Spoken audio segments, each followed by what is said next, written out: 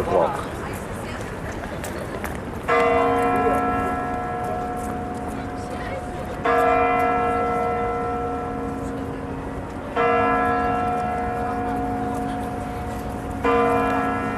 This is the other side of the red square. Here's Ian. Here's the little business.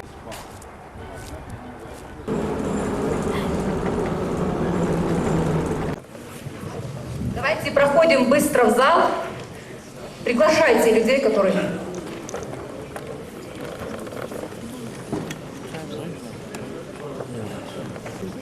Welcome.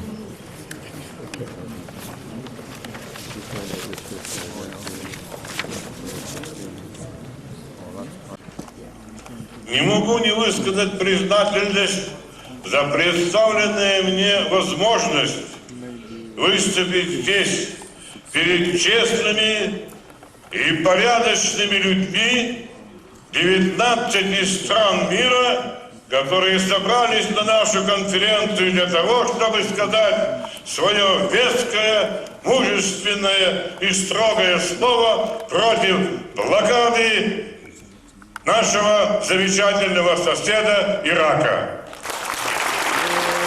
عالم يحصد أرواح أبنائه الأبرياء. Ladies and gentlemen, my talk today is depleted uranium, metal of dishonor. Is depleted uranium, metal of dishonor.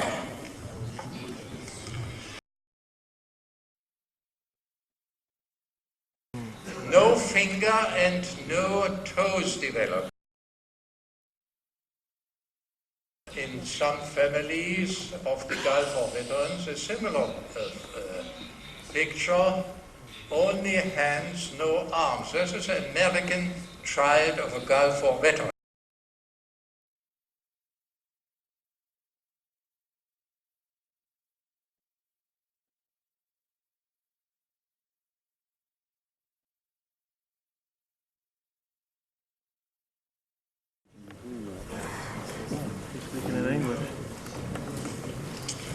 Thank you very much for the invitation, and it's very pleasant to be back again. We were here in 1998 for the first conference with a delegation of 2. Now we're here with a delegation of 10. Palestinian children, I think, have broken the information barrier, and now there's nothing could be more impactful, I think, than the very widely distributed television coverage and photos of the small Palestinian boy being killed in cold blood by an Israeli sniper.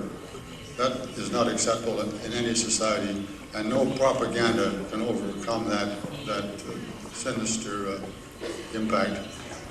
Now, there's an old military expression, know your enemy, and delegates have spoken here at great length on the impact of these dark forces on the Middle East and on Iraq in particular, but few have come to the point where they will specifically identify. Now, if you live in North America and if you've served in government in Canada, as I have,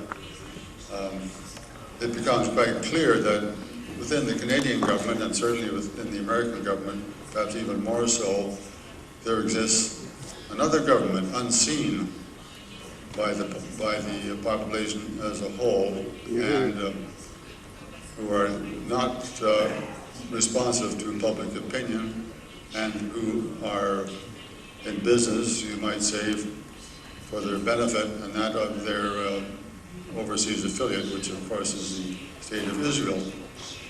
To me, this is the essence of the problem. I am a Canadian. I was a former member of the government. I'm here speaking against the government because the government doesn't represent us any longer.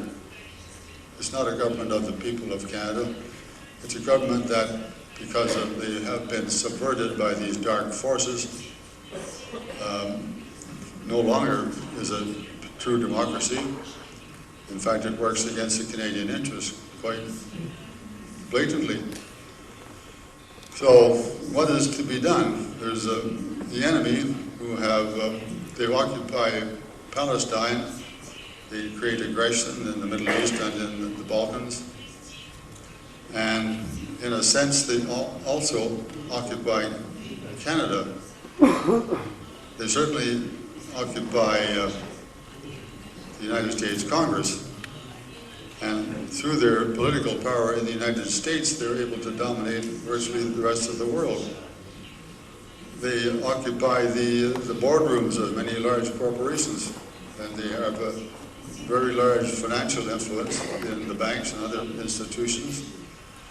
They're able to extort further billions of dollars to add to their already immense financial resources from other countries such as Switzerland and Germany, and probably there will be other countries that are now looking at Eastern Europe for reparations and compensation for the alleged slave labor and so on.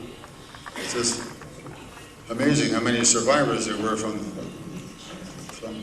considering the experiences they were purported to have had at that time. So you might ask, how is it possible that in a democracy in North America for this sinister group of subversive aliens to have taken control? Well, they've been working on it for many, many years, and it's not just a recent phenomenon, and they've had the experience of many hundreds of years of being able to co-opt or bring into their service the officials and politicians in the host countries, invariably to the detriment of the host country and to the benefit of this alien minority. I'm not in a position to comment on the situation in Europe, but in North America, they have now gained virtual control, certainly of the government, of the media, and, which is perhaps even more importantly, of the education system, so that young Canadians are educated into a state of mind and in a state of an outlook on the world which is very favorable to this subversive minority. And I think until we recognize that that is the origin of our problem, it's the origin of the criminal aggression in Iraq, against Serbia, certainly, and it's the origin of the undermining of our heritage in Canada and the United States, and the dispossession of Canadians of our resources. And unfortunately, because they have been so successful financially, they now have at their disposal unlimited financial resources to promote their cause. We have virtually nothing. We are outcast now as anti-Zionists and as opponents of this New World Order. We are outcast in our own country. And we're starting from a rather weak position, but we do have truth on our side, and we have, better than that, we have strong people of strong character on our side. We have Sashi Malatala, who is, I think now to many people who know her, a heroine. She's a modern, in a way, a modern Joan of Arc. And she will lead her people from, I think, from this state of weakness to a stronger position. We will go one day on the offensive, and these people who are undermining our societies and who are dispossessing us of our resources and of our heritage and our culture through their Hollywood epics, through their television, through their control of the newspapers. I think eventually, when the population is aroused, that there will be a day of reckoning, and that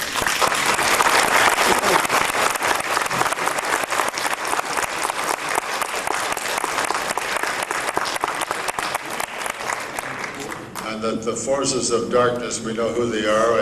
I daren't be too specific. I want to avoid any charges of anti-Semitism. Good God. But we have to put these forces of darkness to flight, and it can only be done, in my opinion, which I know is shared by Sashi, that through international cooperation. Our enemies operate on a broad international scale. They collaborate internationally, and much of their strength is through this unity of their elements in the various countries. We have to do the same. Sashi Humanatala, the Party of Peace and Unity, have come up with a brilliant proposal to establish a non-governmental international security council, and I think that would be the medium through which we could begin to operate effectively and in the public eye, and that by drawing prominent people together through this international organization, we'll be on the road to victory. I certainly hope so. I don't want to take more time now. I have a lot more to say. In fact, I had a speech ready, but then I thought possibly it would be more effective just to speak from the heart and try to place this whole problem in a perspective and to identify the origin of our problem.